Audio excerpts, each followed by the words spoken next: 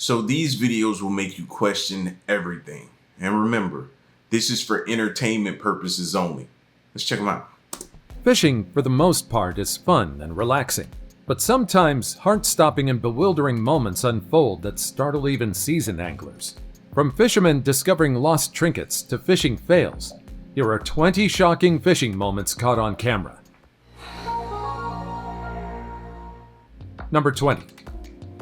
Why did the fish cross the road? I guess chickens aren't the only animals you can use for the classic road joke, because just take a look at this. This unusual phenomena happens during floods, particularly in areas where rivers are prone to overflowing. Take, for example, the case of the Skokomish River in Washington state, known for its annual salmon migration and tendency to flood. The river, located southwest of Seattle, is one of the most flood-prone rivers in western Washington. I can't believe, see, this is my problem. I would have stopped and been trying to get those. That's like shooting fish in a barrel. Like, that's food. I see so many big fish right there, bro. Well, it must be something wrong with the water or something wrong with the fish. Because if not, then why are you not stopping and grabbing them fish and throwing them in the back of your truck and filling your freezer up? During heavy rain, especially from late October to December, the river swells and floods nearby roads, creating a unique and surreal sight. Salmon swimming across the road. But why do— And that's salmon? Oh, what are you talking about, bro? We'd have been eating good for months. these salmon end up crossing roads? The answer lies in their instinctual migration pattern.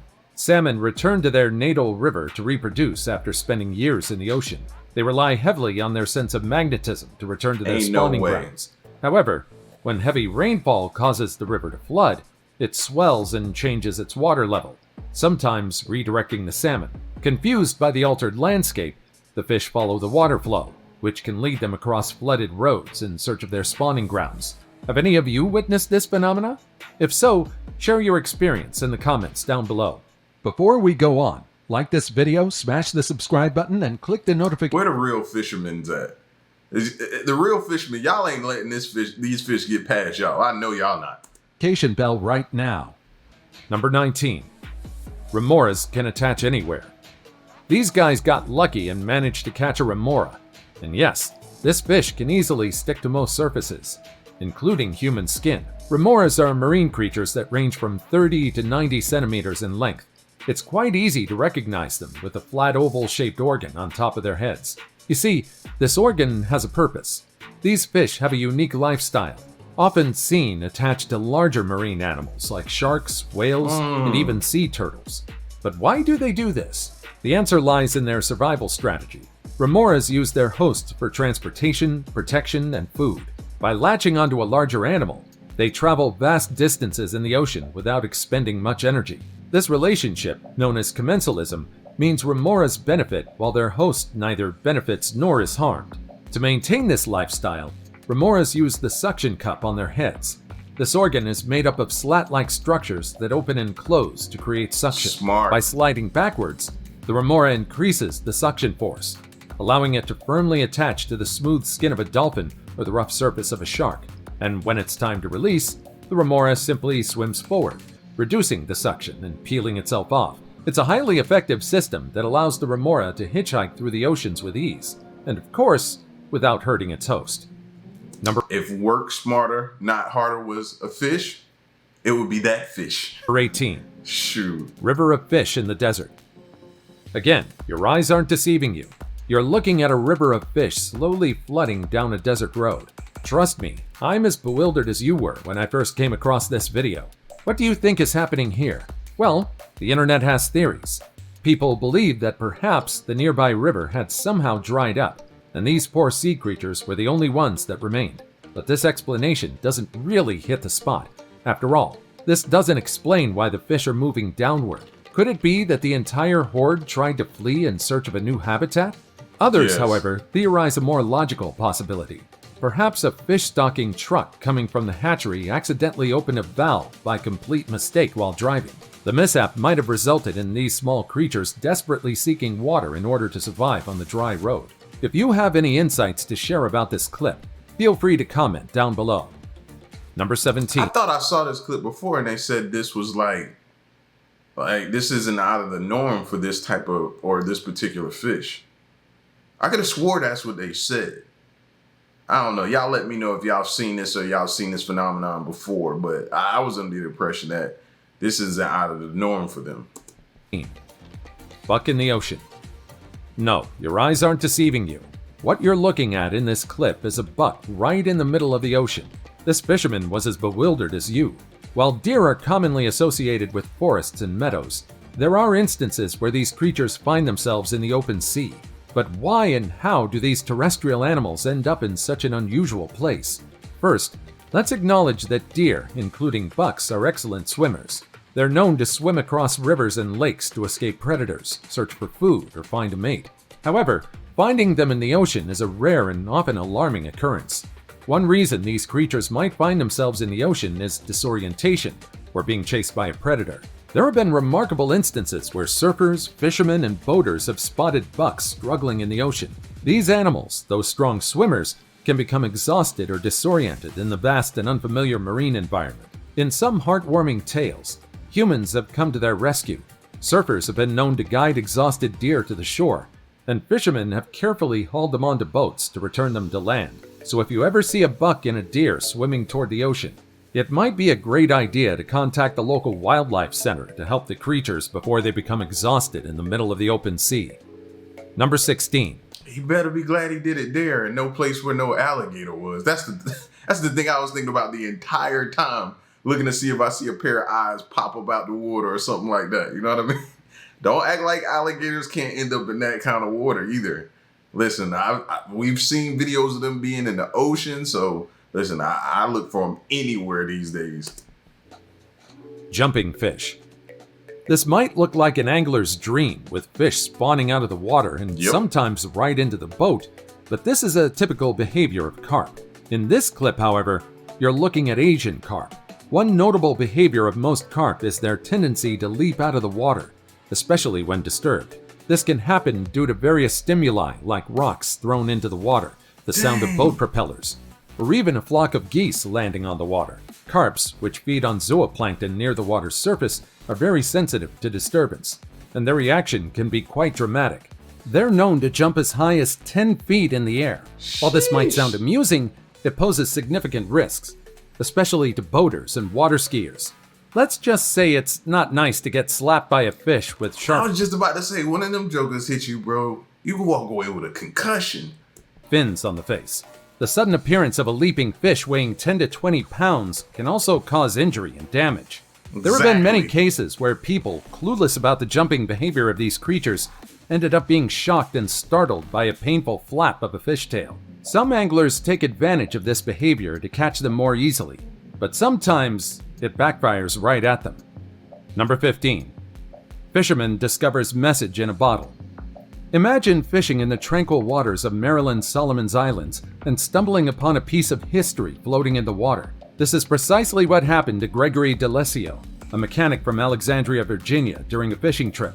D'Alessio, an avid fisherman, often spends his free time kayaking and fishing in the Chesapeake Bay. However, on this particular day, his routine fishing expedition became an unexpected adventure. As he returned from what had been an unlucky day of fishing, D'Alessio noticed a large bottle floating near a dock. At first glance, he mistook it for trash and removed it from the water to dispose of it responsibly. But as he got closer, he realized it wasn't just any bottle. Inside were scrolls and a small pouch, not cigarette butts as he initially thought. Upon examining the bottle, D'Alessio discovered it was part of a memorial for Emma Jean Ennis, a Maryland great-grandmother who passed away in January 2021. A note in the bottle requested that whoever found it set it free back into the ocean. Respecting the family's wishes, D'Alessio reached out to a contact number included in the memorial. The family member he spoke with expressed deep gratitude, saying he had made their Thanksgiving. This interaction turned D'Alessio's luck around, giving him a sense of happiness despite his earlier misfortunes. Determined to honor the family's request, D'Alessio released the bottle back into the river, hoping it would continue its journey, possibly reaching the Atlantic Ocean. This bottle, cast from Seahorse Beach, not far from Chesapeake Bay, carried the memories of a loved one and the respect of a stranger who found it. These types of stories really restore my faith in humanity. It's rare to hear about these heartwarming stories, especially in today's time. So if you have other heartwarming fishing stories, you know what to do. Drop them down below, and I'll be delighted to read them. Number 14. Expensive mistake. We can't deny that we all have moments where we go on autopilot mode. There are also times when we become a little absent-minded, and for the most part, that's alright. But this guy chose the wrong place and the wrong time to go on autopilot. It's normal for anglers to take a photo of the day's catch. Of course, it's mainly for the gram, especially those who practice catch and release. However, this guy made a very expensive mistake. After snapping a photo, he decided to throw the fish back into the water. At least, that was the plan. But instead of the fish, he threw the phone. Well, hopefully they managed to retrieve it. Oh, man. Number 13. I can't even be mad at him. You know what I mean? We could all make that mistake easily, so I can't even be mad at him, bro. But I know he was hot, though. Phones ain't cheap these days, fam. I might would have had to dive in that water to get my phone, bro. Fish with headlights. No, this video isn't doctored. You're looking at a real fish known as the flashlight fish. These small nocturnal fish found in tropical waters have a remarkable ability to produce light. But how do they do it? Flashlight fish have specialized organs under their eyes that contain bioluminescent bacteria. This bacteria produces light through a chemical reaction, similar to how fireflies light up. The fish can control this light by blinking it on and off. They use this ability for various purposes, such as communication, finding food, and evading predators. Light pattern communication fosters cooperation, enhancing survival in challenging marine environments. When the fish wants to go dark, it simply rotates its light organ backward, hiding the light. This quick light control helps flashlight fish thrive in their habitat. Flashlight fishes exhibit a wide range of habitat preferences. While they're commonly associated with deep-sea environments, they're also found in coastal regions and coral reefs. This versatility in habitat selection highlights their ability to adapt to different ecosystems. In coastal areas, they may utilize their bioluminescence for navigation and communication in murky waters, while in coral reefs, their presence contributes to the intricate dynamics of these vibrant ecosystems. Their ability to produce light is not just a cool party trick, it's a crucial survival tool in the ocean's depths. This is definitely among the most interesting creatures you'll come across in the sea. Number 12. Fish tornado. Fish tornado might sound like something that sounds like it's from a fantasy world, but it's a real thing. Just look at this diver caught right in the middle of it. Every day in the ocean, hundreds, sometimes thousands of yellowfin tuna move in a mesmerizing formation, creating a swirling mass that resembles a tornado. But why do these magnificent creatures do this? Yellowfin tuna are known for their speed and agility, which are crucial to their survival. The fish tornado is not just a whimsical display, it's a critical part of their existence. One reason isn't it for protection though? The reason they move like that? for this behavior is defense. By swimming in I thought so. I thought I heard they move like that in order to protect themselves. tightly knit Strength in spiral, numbers. yellowfin tuna create an illusion, making it harder for predators to target a single fish. This confusion tactic is a testament to their intelligence and instinct for survival. But there's more. The fish tornado also aids in feeding. As they spin, the force generated traps smaller prey in the center, making it easier for the tuna to feast. It's an ingenious method of turning their collective strength into a powerful hunting tool.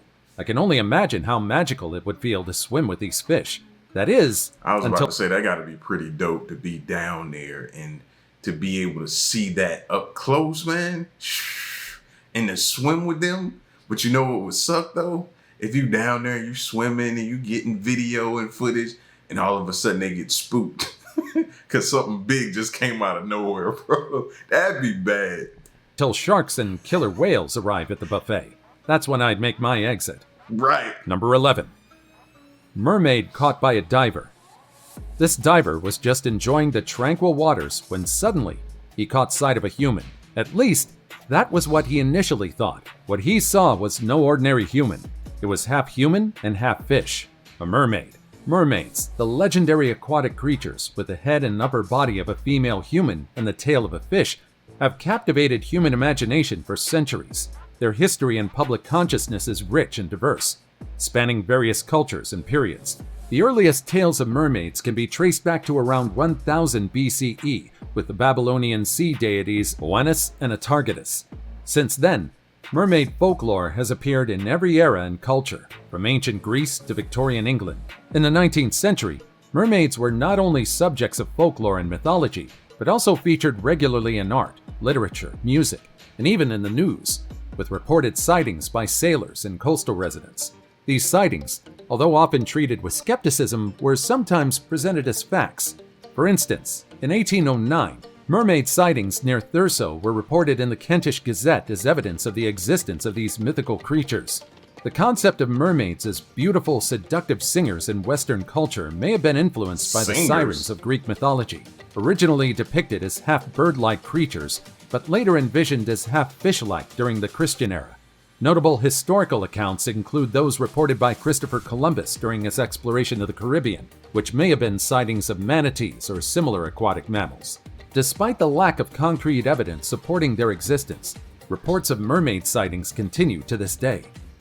Number 10. Do anybody besides myself always believe that back in the day they always made like mermaids look like beautiful and sexy and stuff like that? Or was it just me? Maybe I was just a little kid that was just in love with everything. I don't know, little horny little kid. Monster in Loch Foyle. In this video, a group of people decided to have fun while fishing. They kept the camera rolling while they fooled around until something unexpected and extraordinary happened. While filming, they saw a massive creature swimming beneath the ocean. It didn't look like any recognizable species. It was long, incredibly long, and it left a huge trail behind. The possibility that it's an oarfish was already eliminated because of its appearance and movement, which looks more like a snake or a serpent than a giant fish. This clip immediately generated a lot of wild theories, from cryptids to unknown species. However, some believe this unknown creature isn't a cryptid, but an oarfish. These creatures have elongated serpentine-like bodies, but they rarely appear in shallow water. And when they do, it usually means that nature is about to wreak havoc. Living deep beneath the ocean's surface, these creatures are sensitive to Earth's seismic movements. It's no surprise that these creatures have been linked to bringing ominous signs and serving as messengers of nature's fury. Number 9. I don't care what it is, it just looked way bigger than their boat. Beached mermaid. Now here's another clip of an alleged mermaid. This time, it was allegedly found lifeless in the shallow waters near the beach. The local fishermen, upon seeing the mermaid, immediately flocked around it. Now what's bizarre is that the locals claim there's a longer version of this clip showing the mermaid in its entirety, but it somehow vanished from the internet. Could it be that something is preventing the existence of these creatures from being known? Or perhaps someone knew that this was nothing but a hoax? What's your take on this clip? That's a fish. Number 8. A fisherman's hidden treasure. This news shook the entire globe in 2016. In the tranquil waters of Palawan Island, Philippines, a local fisherman stumbled upon a discovery of a lifetime. Nestled in his boat's anchor, he found a colossal pearl weighing an astonishing 75 pounds.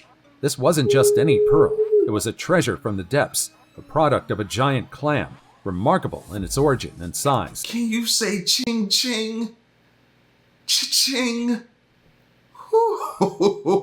Whoo, that's money. For 10 years, this pearl lay hidden, tucked away under the fisherman's bed. To him, it was more than a gem. It was a talisman, a symbol of good luck. Unaware of its immense worth, that was money. Estimated to be over $100 million, the fisherman secretly cherished it. The pearl, measuring an impressive 30.5 centimeters in width and 2.2 feet in length, was finally revealed to the world when a relative handed it over to the local tourism office. Oh my The officials, God. amazed by its size and potential value, now await confirmation of its status as the world's largest pearl. Number 7. Space Some people are just so lucky, bro. So lucky. debris. This year, a fisherman in Morong, Philippines made a remarkable discovery when he found suspected debris from China's space cargo ship. The Philippine Coast Guard reported this incident. The debris was identified to closely resemble the top section of the Tianzhou, a Chinese automated cargo spacecraft. Following the discovery, the debris was taken into custody by the Philippine Coast Guard station in Lamay, Bataan. Luckily, the space debris didn't fall into an inhabited area where it could have endangered locals. Number 6. Follow the leader. Several people decided to fish, but encountered a bizarre sight while on their way. dozens of colorful koi trailing behind a lone duck. This unusual procession raises a captivating question. Why do these koi follow the duck with such keen interest? Koi fish are known for their intelligence and curiosity. When a duck swims through their habitat, it disrupts the water, creating ripples and possibly unearthing food particles. Koi, being opportunistic feeders, may follow the duck, hoping to find an easy meal. The disturbance caused by the duck's paddling might bring insects, small crustaceans, or plant matter to the surface, all of which are appealing to the koi. Another reason could be the social nature of koi. These fish are not solitary creatures. They thrive in groups and are often seen following larger objects or creatures, mistaking them for fellow koi or potential leaders. This behavior is instinctual, a part of their schooling tendency, where they find safety in navigation cues and numbers. Now, realistically, these reasons sound logical, but in reality, well, the koi just might also be attracted to the poop the duck is letting out as it wades in the water. Number 5. A lost camera. In 2010, Coral Amai was tubing on the Animas River in Colorado when she unfortunately lost her digital camera. This happened following her best friend's wedding, and the camera contained precious photos from the wedding and bridal shower. Amai had been hopeful initially that she might retrieve the camera, but soon realized the water was too deep. Fast forward to 2023, 13 years after the incident. Spencer Grainer, while fishing in the Animas River, discovered the camera. Despite its rusted and weathered condition, Grainer was able to extract the photos from the memory card.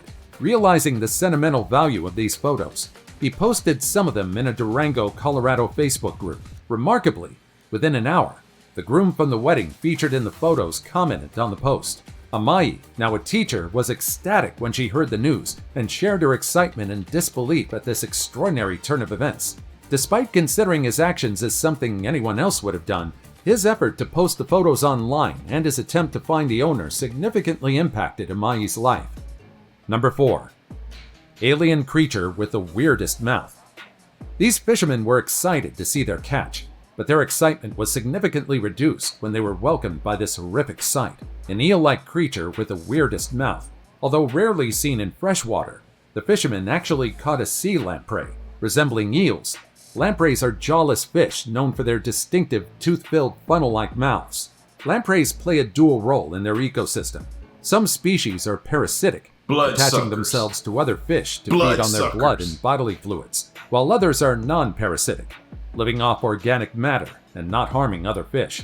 Despite their somewhat alarming appearance and feeding habits, lampreys are an integral part of aquatic ecosystems. They serve as both predators and prey, contributing to the balance of their environments. In some regions, they're even considered a delicacy, valued for their unique taste. However, y'all eat anything, man. Y'all gotta stop, bro. Y'all eat that? It'll like, as soon as you eat it, it'll figure out a way to, you know what I mean, repair itself and then just start sucking onto your insides. No, thank you. No. Lampreys also pose challenges, particularly in areas where they're invasive. In the Great Lakes of North America, for example, they have significantly impacted native fish populations, leading to extensive control efforts. Number 3. Restocking fish. Now this might look trippy, but you're really looking at people restocking a pond with trout. Yep, that might sound shocking at first, but this is perfectly normal. You see, this process is vital for maintaining healthy fish populations and ecosystems. Right. Restocking, also known as fish stocking, is done to replenish fish populations in lakes, rivers, and ponds. This is primarily done in places where overfishing is rampant, leading to the destruction of the local ecosystem. To help replenish the marine population, humans give nature a head start. One of the most visually striking methods is aerial fish stocking. Here, planes equipped with tanks full of water and fish fly over bodies of water. The fish are then released from a low altitude in a gentle rain-like shower. This method is beneficial for remote or inaccessible areas where traditional transportation I've never seen that before. Can't reach. The young fish, usually fingerlings, are small enough to survive the fall and quickly adapt to their new environment. Another innovative method is using fish transport tubes. These large, flexible tubes transfer fish from stocking trucks directly into the water. This method is efficient and less stressful for the fish, allowing a smooth transition from the transport truck to their new aquatic home. Then there's the traditional approach, hauling trucks. These specialized vehicles carry large tanks filled with water and fish. Upon reaching the destination, the fish are carefully released into the water. This method is often used for easily accessible lakes and ponds and allows for a large number of fish to be transported and released at once. So if you visit a nature reserve and see an aircraft flying and dropping fish, you know what's up. Number 2. Liquid properties. This fisherman somehow managed to haul an octopus into its boat. He thought that he could take the octopus home, but he decided to just let it be. He tried to see whether the creature would be smart enough to escape. Let's just say the octopus didn't disappoint. Just look at how easily this little fella squeezed itself into that one tiny hole. You wouldn't believe such a large creature could easily squeeze through it. Octopuses are not just about their flexible bodies. They also exhibit remarkable intelligence. Did you know they can solve complex puzzles, open jars, and even navigate mazes? It's true. Their problem-solving skills are so advanced, they're often described as having a similar intelligence level to dogs. In addition to their remarkable intelligence, these creatures also exhibit an exceptional level of flexibility. These masters of contortion can make their bodies as malleable as water, slipping through holes and cracks effortlessly. How do they do it? Well, they don't have any bones, for starters. This flexibility is a survival tactic, allowing them to escape predators and explore crevices in the ocean to see prey trying to hide. And if that's not enough, these creatures can also change color and texture in the blink of an eye, blending into their surroundings with a great camouflage ability. And now it's time for today's topic. I can already see myself going down like a squid rabbit hole tonight now. Since y'all told me they can open jars and solve problems and different things like that, now I want to see it. You can't tell a person like me that. I want to see it now. Now I gotta see it. This fisherman didn't realize those were not fish. Threw the net, and look at the surprise he got. In the early hours of the morning, a seasoned fisherman set out to sea, hoping for a bountiful catch. As he scanned the calm waters, he noticed a peculiar shimmering beneath the surface. Thinking he had stumbled upon a school of fish, he eagerly cast his net, but what he pulled up was not what he expected. To his amazement, the net wasn't filled with fish, but with a collection of strange glimmering objects. Speculations abound about what these could be. Some suggest they might be rare luminescent sea creatures, a phenomenon occasionally reported by sailors but seldom seen. Others theorize they could be remnants of a sunken treasure. The fishermen decided to keep the haul to themselves. Probably jellyfish. Just like the angler who chose to keep the pearl they found a secret. Would you do the same if you discovered something valuable? Let me know in the comments down below. I don't even know what I'm looking at. Gentlest creatures. Manatees.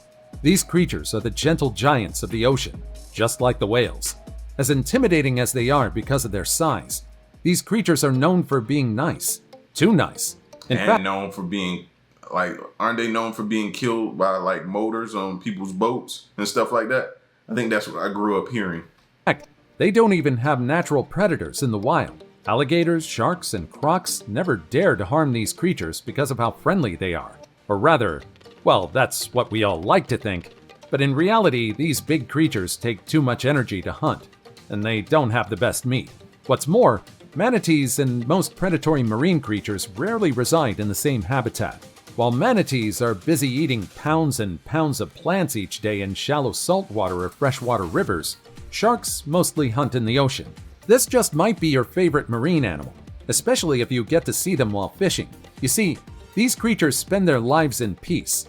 They wake up, eat breakfast, lunch, dinner, and then sleep. Their entire day consists of eating for about 8 hours, 10 to 12 hours of sleeping and napping, and the rest is for traveling, floating, and just thriving in their habitats. What a life! Sound like me when I retire. Right? That's why these creatures are always welcome visitors for kayakers and fishermen. Unfortunately, because of how curious and friendly they are, several of them have fallen victim to being caught in boat motors, often causing fatal injuries. If this keeps on happening, their numbers might slowly dwindle. After all, they have no other ways to fend for themselves. The only thing they do is create massive splashes when startled. Luckily, many groups are now fighting to preserve these friendly creatures. Now, these are all great clips, but you might have an experience. Yeah, that's what I was told growing up. I don't know if I learned that in school or where someone told me about that, but I always heard about manatees getting killed by boat motors and stuff like that. So, yeah, that's sad, bro. Especially after you hear that They don't really bother nobody. They just eat, sleep, and travel. You know what I mean? Harmless. So that sucks, man, now that I know that. It sucks even more. You know what I mean? But listen, man, y'all get at me in the comment section and let me know what you thought of some of these crazy fishing clips and different things like that from the water. It's about that time. That's all my pops keep telling me is he ready to get out in that water and go fishing, man. I'm going to make him watch videos like this first, though. You know what I mean? But listen, man, y'all get at me in the comment section. Let me know what you thought of this video and stick around and stay tuned. Till next one, I'm gone.